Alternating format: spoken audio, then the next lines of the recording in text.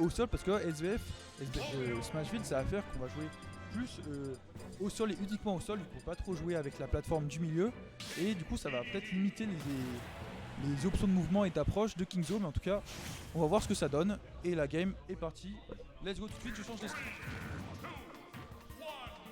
Allez, on est parti tout de suite sur cette première game. On va être très patient. On va faire jouer de cette range. On le disait avec le F-Tilt, c'est un move qui a beaucoup de range dans le type de Dadilou. Il permet vraiment à Warrior à Sakai de laisser. Wow.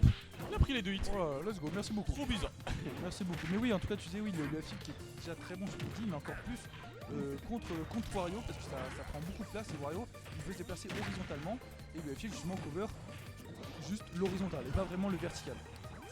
Oh, on a tenté un petit setup sympathique et ça aurait pu marcher, hein. On a bien trouvé ce chon.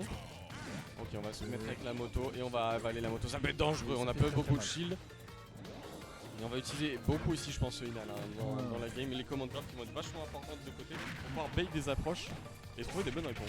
Attention voilà, ce gunner qui vient d'être puni. Ok c'est bon, ça reste tranquille pour l'instant. Sakai voilà, il stresse pas trop, il a pas besoin. Hop, t'essayes de me ledge trap. Non, je te fais des paires et tu sors. Et maintenant c'est moi qui vais te ledge trap avec mon Gordo et mon Inel qui va te toucher. Tout frame avec le Gordo. Ça touche comme ça. Je pense qu'il est surpris parce que par contre, oh là là, on a voulu vraiment faire une dinguerie. C'était gourmand ce F-Smash. Et ça va être puni correctement de la part de Kingzo. Attention la moto, si elle est dégagée elle fait très mal, je crois que ça a fait 30%.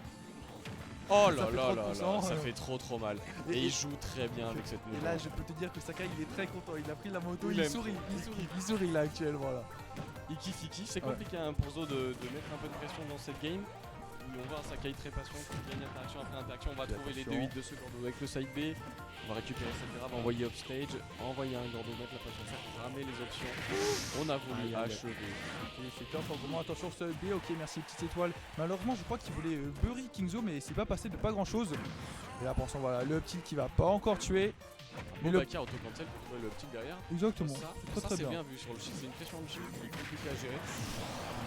Très beau backer, on va pas se mentir, et en plus là Kingzo a le WAF, il peut peut-être faire un truc, je suis pas sûr qu'il peut tuer, il peut faire un big 0 to death, mais en tout cas là au moins il a le WAF et sur une bonne phase il pourra faire beaucoup de dégâts. 167, ah non on a sauté dedans, c'est dommage. C'est dommage d'avoir sauté de 100 parce qu'avec autant de rage on aurait pu trouver peut-être une phase intéressante. On va récupérer ce premier back et remettre la pression avec Nerin, ça suffira. On pourrait peut-être envoyer ce Gordo avec le Ner, avec le faire aussi des options très rapides. Là on arrive à trouver un peu plus de pression. Ok, on va trouver sur dommage, un peu impressionnant. Sur la push à bloc il aurait été décédé. Mais là en tout cas là voilà Sakai qui reste quand même assez tranquille, il a 2 stocks d'avance, voilà je pense pas qu'il y ait un combo WAF qui existe à ces pourcentages là. Attention le faire into back en solution de tech chase, bien joué de la part de Kingzo. Ok la moto qui va être gobée en même temps qu'Wario. Ok, s'il se passe sur zone d'interaction, ok. Voilà, on cherche de trouver le kill à la tech chase. Mais c'est bien compliqué là. Le jet sur le jet hammer. Et ça va, c'est pas passé. Attention par contre ça a plus de double saut du côté de Kingzo, peut-être que Sakai l'a remarqué. Ok non elle n'est pas pu finir, c'est dommage. Hop, ça va poser la petite moto pour faire des petits setups stylés. Ah ouais, il a envie de faire des trucs. Il a envie de faire de la magie noire là tout de suite Sakai là. Ça peut faire des trucs effectivement là. Là c'est dommage, pareil, on a le même problème que la game précédente avec Psycheus, c'est qu'on n'utilise pas assez de mouvements pour faire cramer des options à Sakai. C'est vraiment Sakai qui dicte un peu le rythme de la game depuis tout à l'heure. Kingzo qui arrive à récupérer de temps en temps un peu des moments, c'est fini. Ok, non, ça va, merci les étoiles. Ok, est-ce que ça va go sur une netguard? Ok, non, ça préfère faire un petit ledge trap. Et ce side B qui va toucher, attention. Ok, ça esquive bien la moto, faut utiliser toutes les options, si on va se prendre un Gordo nature. Et la petite light dash attack qui va pas encore tuer. Attention, on se prend une position dangereuse à part de Kingzo. Ok, ça va de l'autre côté. Là maintenant, c'est Sakai qui galère un peu à tuer. Faut juste que Kingzo se prenne pas un side B un peu piffé et ça va bien se passer. Si Zo il tue tout de suite, il a vraiment moyen de comeback. On a un des personnages qui est le plus fort dans cette situation. Malheureusement, Maldi. Ouais, on n'aura pas eu l'occasion de trouver ce WAF. C'est dommage. Chercher un peu. Au final, prendre une stock plus rapidement, ça aurait peut-être pu faire les affaires notamment sur ce jab block groupé ou sur ces tech chase. On avait les bonnes réponses, mais on jouait un petit peu trop loin. On va exactement. Dire. Mais en tout cas, Kingzo qui joue très bien, qui utilise très peu ses nerfs, les nerfs qui vont pas forcément être utiles pour deal avec les cordeaux. Faut peut-être qu'il utilise plus de short up rising, des rising faire sur place ou un peu en s'avançant pour battre les cordeaux. Mais sinon, pour l'instant, c'est très très bien, ça joue pas mal au sol. Plus de fer, de down tilt et de grabs. Je pense que les grabs vont être pas mal. Il a compris que les backers c'était fort, maintenant il faut continuer par jeter par des grabs. Et ça va bien se passer. Et pour aussi dire, le lui, up smash au top tilt. Le up smash au top tilt très très fort. ouais. Et également, il est très patient sur les recoveries de Sakai, mais il commit au moment de l'edge trap. Et malheureusement, il perd des interactions. Il devrait juste jouer center stage et continuer tranquillement à récupérer des pourcentages jusqu'à trouver cet avantage. Aurait pu être désastreux ce début de partie. Attention. Ok, en tout cas, en plus, c'est go sur Kalos. Ouais, non, en fait, assez bonne note pour Didi, on va pas se mentir. Je pense que là, Sakai, il s'est dit, ah ouais, attends, Smash il aurait pu me voler une stock à n'importe quel moment. On va prendre sur la lettre un peu plus grande, où est-ce qu'il peut jamais me tuer, et ça va mieux se passer.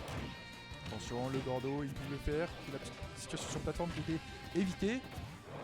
Les timings de Gordo, c'est compliqué à bien gérer, surtout qu'il peut les faire de plusieurs façons différentes.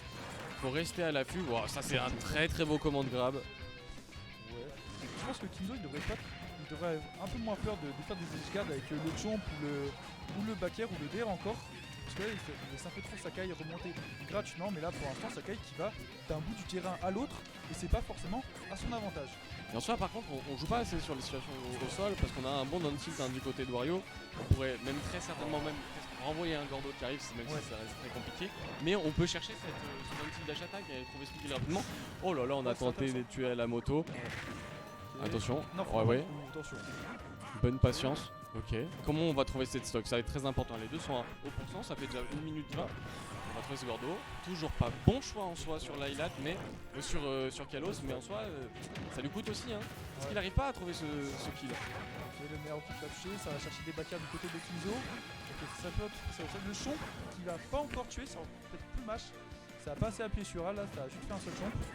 Et ça va chercher un backer. On joue shield to shield, on essaie de... c'est pas avoir malheureusement, et là ça va être compliqué parce que 130% c'est pas tant des pourcentages où tu peux tuer si facilement. Sauf si on punit enfin ces landings un peu trop agressifs sur le shield avec un smash utilisé ou avec un backer. Voilà. Oh, ça peut. Attends, peut-être il vient de découvrir une clé du match-up. Mais attention que ce soit pas un truc un peu trop, tu vois. Il a envie d'essayer du coup maintenant, ça, et il va se faire avoir, tu vois. C'est ça, faut pas qu'il dise qu'il va tout le temps faire ça, et pour l'instant ça m'a l'air d'aller. Ok, attention, le backer qui va passer, il pas grand chose, fallait faire un double jump. Ouais. Ok, dommage. Kinzo qui a un peu trop peur en edge guard, parce que là s'il avait go instant, il aurait pu surprendre Sakai avec son backer. Oh, c'est beaucoup de pourcentages qui vont être appliqués. Oh, sur le jet hammer, heureusement qu'il était de l'autre côté. Il couvrait beaucoup de choses, t'as vu avec le Gordo sur ses rebonds. Et là Sakai qui est complètement dans la zone des pourcentages où il est vraiment le plus à l'aise. Exactement. Là Kinzo qui arrive vraiment pas à trouver qui. Il arrive à se mettre dans une situation pour mettre des backers, mais il n'arrive pas à le sortir. C'est un peu dommage. Attention, la moto qui va échapper, qui va continuer à pression sur la plateforme. Ok, les nerfs qui va toujours pas tuer. Ok, enfin le backer. Enfin le backer qui va tuer. Let's go. Il joue assez patiemment, mais il profite pas des options où il pourrait vraiment être fort et mettre la pression, parce que au début ça a du mal à sortir du désavantage. C'est un des pires du jeu. On peut trouver des phases plus importantes que ça, et on galère juste à trouver des simples hits à chaque fois. Attention, cette rigolerie, néanmoins ça peut vraiment être la fin 150%. Le moindre hit pourrait être la fin de sa stock. Exactement, et en plus là Sakai commence à se presser un petit peu alors qu'il a clairement l'avantage. Il va enfin trouver ce backer, et là il a clairement une stock d'avance qui est très très rare, même si Kinzo a encore son P. C'est dommage, on vient de trouver enfin une grab, une solution peut-être dans le match-up qu'on n'a pas pu appliquer. On n'a pas mis en la pression au sol. On a joué beaucoup en FOR et le début est très fort. Attention, ça va chercher le jet hammer. Il se met des pourcentages tout seul, on prend, mais qu'est-ce que c'est par rapport à tout ce qui arrive? C'est ça, c'est pas grand chose. Ça joue un peu avec la moto qui s'est pas passé de pas grand chose. Le backer, lui par contre qui va toucher, il va essayer de faire un petit setup. Sakai, ok, la vache tac. Non, il fallait punir là. Ouais, en vrai, le waft. Il fallait prendre ses stocks rapidement, 80%, c'est vraiment là où on avait envie. Si on peut prendre ses stocks vite, après il veut le garder pour comeback, mais ça peut être compliqué à ces pourcentages là parce qu'on avait tout couvert du côté de Sakai. Et ce sera un 2-0. Plutôt autoritaire sur cette deuxième game. On avait trouvé un des bounty du côté de Kinzo, malheureusement. Un peu de plus de peur.